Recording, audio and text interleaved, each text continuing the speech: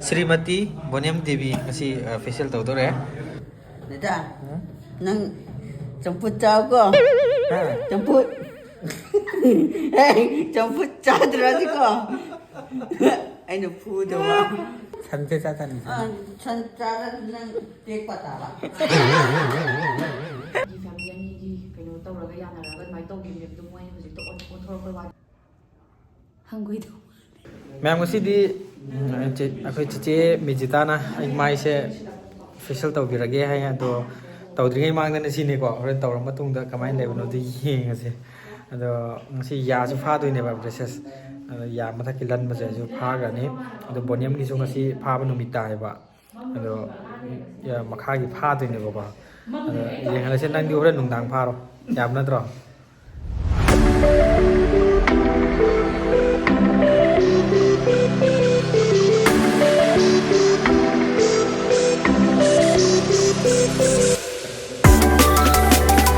Free Clover Dental and Aesthetic Clinic ki skin gi oina pi liba khudong chaba sing hydra facial microblading micropigmentation micro setting bb glow oxygeno beauty mark dark lips neutralization hendoktuna eyelids haibadi mithup hapa hairiba khudong chaba sing si loina phangbigani facial gi oina di starting price 1000 dagi hauraga makhal gi phangbigani ngasi mak lengsin birao 3 Clover Dental and Aesthetic Clinic Kairao Mating Makha Lekai Impal East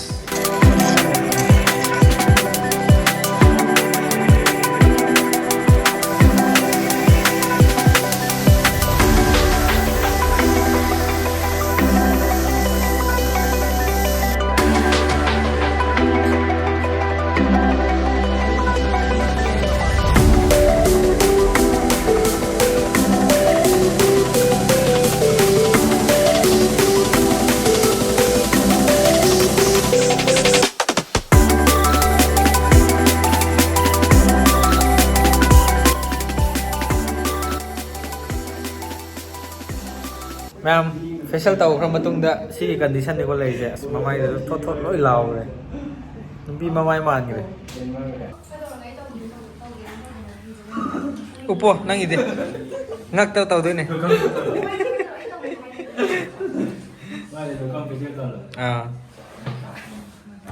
hey adama hi pa yaroi Srimati Boniam Devi ngasi facial tau to re Srimati adi khangbra Khangde. ha Khangde. Devi adi Khangde amma tu. Samde khangde nangi punji ju plain ni champut ni ko lai je เจนเนี่ยจะจานนั่งยิสูไฮดราฟิสตัวนี้ถ้าได้ไม่ให้ได้บอกว่า oh mai de kai no ro ahan bai te je khui ro โทรอีจิงเจออุบระตัวแต่ว่าจิงขัดนี่เจสมัยนั้นเนี่ยจิงขัดนี่จะแต่อีจิ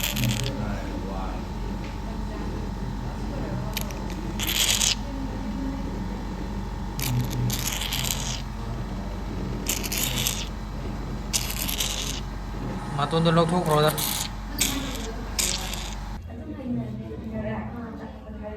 Natun manung je tau tho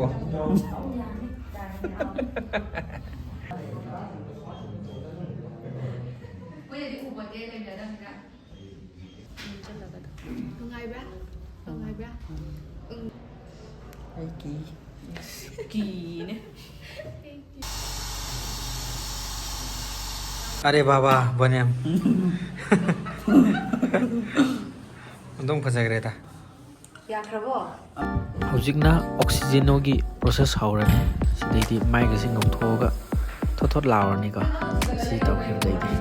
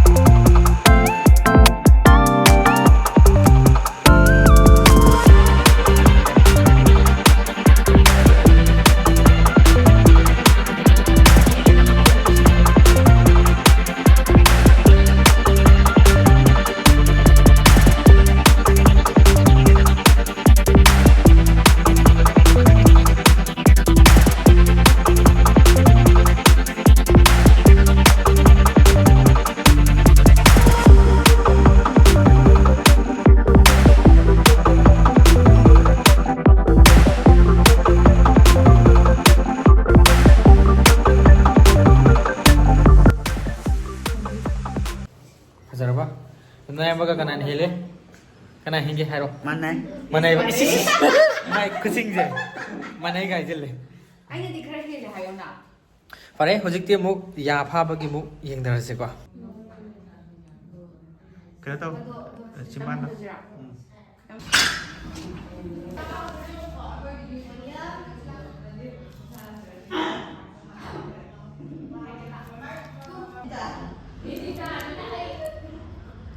Ya ngang ning kan dai re.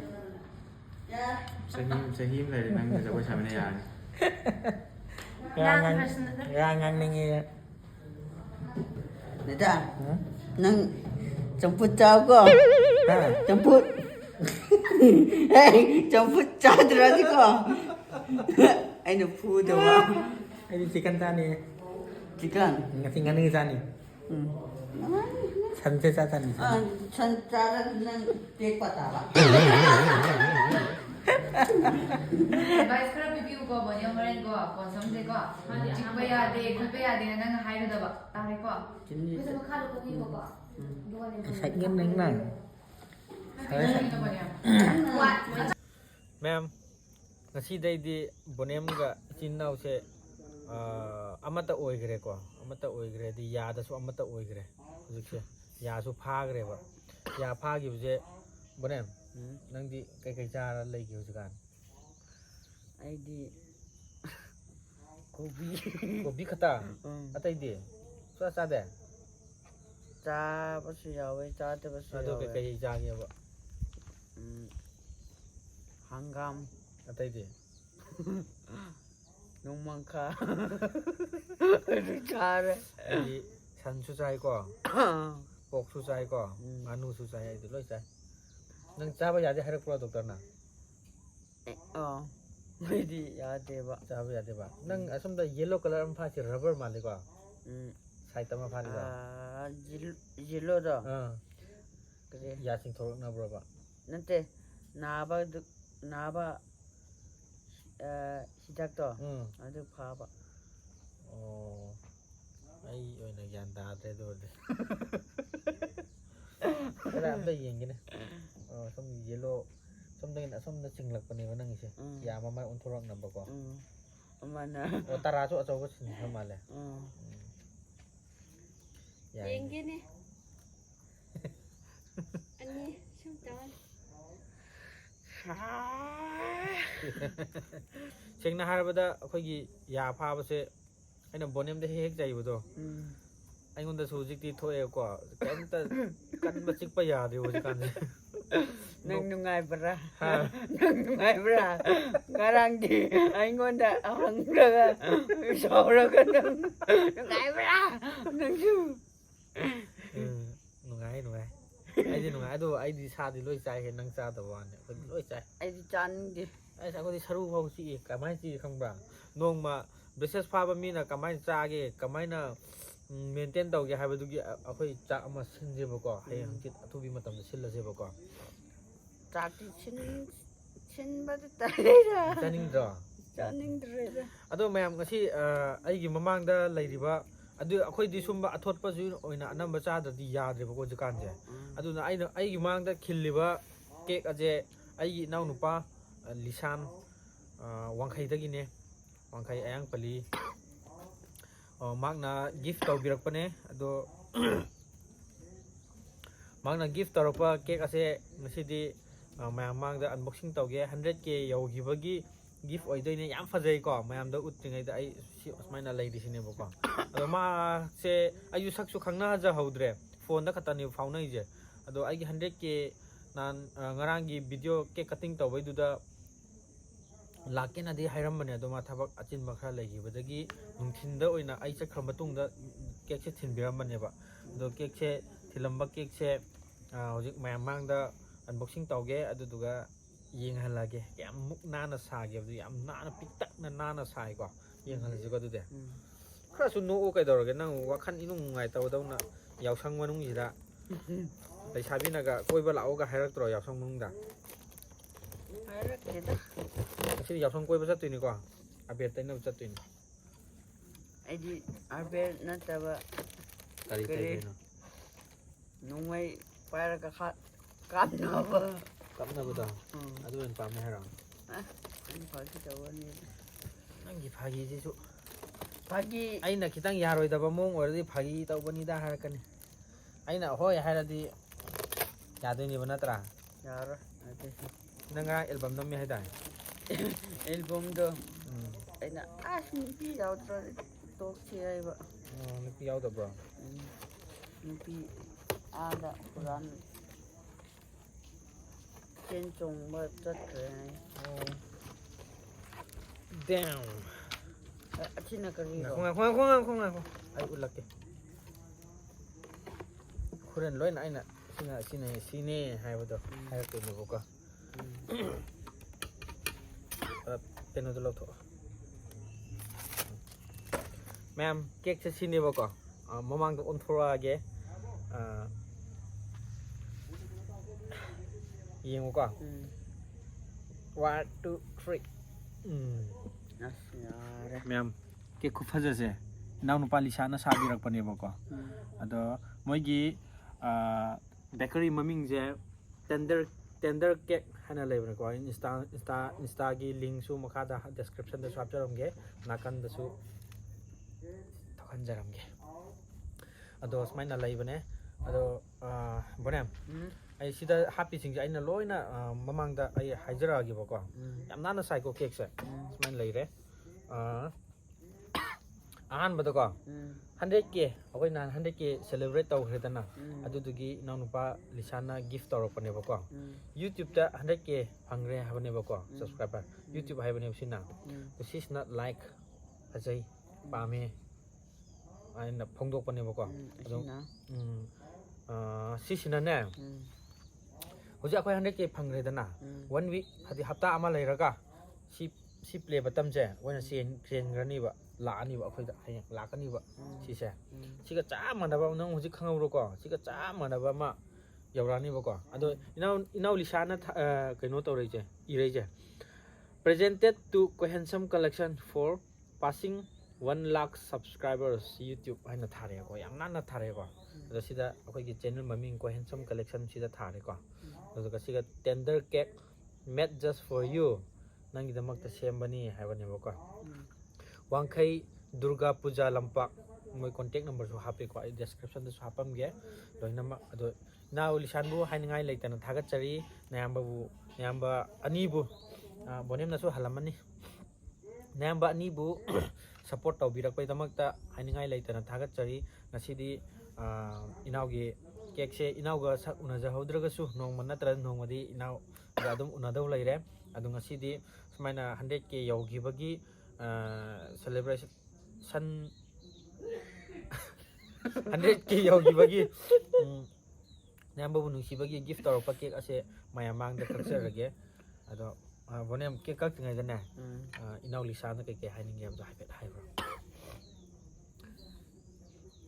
이나오다 이나오 리샤나 해요 이나오 린사 녹가노 린사 왕왕왕 수능 녹 봐야 돼 자기 다고 안 다고든 리샤나 해요 리산 이나오 리샤나 해요 버전 이나오 리산 난게 객세 버제 아두 ꯑꯩꯈꯣꯏꯗ ꯄꯤꯔꯛꯄꯒꯤ ꯊꯥꯒꯠꯆꯔꯤ ꯌꯥꯝ ꯅꯨꯡꯉꯥꯏꯖꯔꯤ ꯏꯅꯥꯎꯒꯤ ꯄꯨꯟꯁꯤꯗꯁꯨ ꯃꯥꯏ ꯄꯥꯛꯄ ꯑꯣꯏꯌꯨ ꯍꯥꯏꯌꯣ ꯏꯅꯥꯎꯒꯤ ꯕꯦꯀꯔꯤꯁꯨ ꯍꯦꯟꯅ ꯆꯥꯎꯈꯠꯄ ꯑꯣꯏꯁꯅꯨ ꯍꯥꯏꯌꯣ 이나오수 이나오기 두칸수 하요 두칸수 자우나 항바 오이라순 항바 오이라순노가 ꯑꯗꯨꯃꯛ ꯑꯣꯏꯔꯁꯨꯅꯨ ꯑꯩꯒꯤ ꯃꯃꯥꯡꯗ ꯗꯥꯏꯅꯥ ꯂꯥꯏꯁ꯭ꯔꯝꯅꯁꯨ ꯀꯦꯛ ꯑꯆꯧꯕ ꯄꯥꯡꯂꯛꯈ꯭ꯔꯦꯀꯣ ꯑꯗꯨ ꯃꯍꯥꯛꯀꯤꯗꯃꯛꯇ ꯑꯩꯈꯣꯏꯅ ꯊꯥꯒꯠ ꯋꯥꯍꯩ ꯂꯦꯞꯇꯅ ꯑꯗꯨꯝ ꯐꯣꯡꯗꯣꯛꯈ꯭ꯔꯦ ꯉꯁꯤꯁꯤꯅ ꯑꯃꯨꯛꯀ ꯏꯅꯥꯎ ꯂꯤꯁꯥꯟ ꯀꯣꯟꯅ ꯊꯦꯡꯅ ꯂꯥꯛꯆꯔꯒꯁꯨ ꯑꯩꯈꯣꯏꯅ ꯑꯃꯨꯛꯀ ꯏꯅꯥꯎꯗ ꯊꯥꯒꯠ ꯋꯥꯍꯩꯁꯨ ꯐꯣꯡꯗꯣꯛꯆꯕꯅꯦꯕꯀꯣ ꯁꯨꯃꯥꯏꯅ ꯇꯧꯔꯒ ꯀꯦꯛꯁꯦ ꯍꯧꯖꯤꯛ ꯑꯩꯈꯣꯏ ꯀꯠꯇꯤꯡ ꯇꯧꯖꯔꯒꯦ ꯑꯗꯨꯗꯤ ꯁꯣꯝꯗ ꯂꯥꯛꯑꯣ ꯈꯤꯇꯪ ꯃꯌꯥꯝꯁꯨ ꯎꯍꯟꯒꯦꯕꯀꯣ ꯆꯠꯄ ꯍꯥꯏ 1 2 3 유튜브기 시 안 파져요. 아이 짜토고 빠무이 시제. 짜토가노 난 타모. 아이 탐모봐. 스멘 탐모기 보고. 거 시수 잡아 야야 해보네. 야반. 자 뽑아요. Ai Elmira lagi kau. Ku bak push. Dan mayam mang da ku hodram ni nan tidak ko nan lon ku tam ni ko. Au bre yang ko. Ka jana mun na sai ko. Hawe. Hawe ba. Ho ko. Nang te ai tau pi. Dai ra kan ko ai kan no tai khare ba. Ai te ra. Hawe sing bagi ko. Sup kro du de. Khi nào ran angang mayang sa min ra. Chi di cha ba ya de ham ni ko. Chi chu cha ba. Chi YouTube hangam ni YouTube cha pa sa min ra. Ha. Hawe si. Cha ba ya ham ni. YouTube chưa. Cha ba ya ba. Chào. Kasi kak chào. Kasi kak chào ba. Natin na kutuloy nga ni ba. Tissue mo pira di padong. Awel enang tawel pero. Adi de pero. Thank you so much. Kek yam hawe. Mahau yam lai ko. Nagi kek tissue.